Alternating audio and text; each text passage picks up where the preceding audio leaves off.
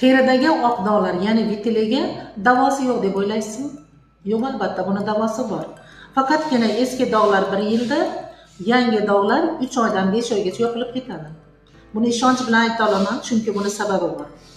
Oq dog'larning sababi juda ham oddiy. Ko'pchilik e'tibor bermagan holat. Qurt gijjalarning organizm nihoyatda darajasini oshib ketishi va intoksikatsiya natijasida teridagi holatlarning buzilishi, immun tizimidagi o'zgarishlar va boshqa stress holatlari ham bunga sabab bo'lishi mumkin. Albatta buni yechimini topish uchun, sababini o'rgangan holatda oq dog'larni yo'qotish dasturini tuzib beramiz. Oq dog'larni davolash uchun o'zini alohida programmalari bor, albatta tabiiy giyohlar asosida. Buning uchun albatta bizga bog'laning. Videoda telefon nomerlari bor.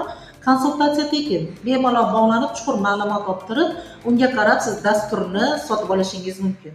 Agar sizni o'zingizda, farzandingizda, yaqinlaringizda vitiligo, ya'ni oq dog' bo'ladigan bo'lsa, albatta bu videoni shu kasallik bilan og'riyotgan yaqinlaringizga jo'natib qo'ying.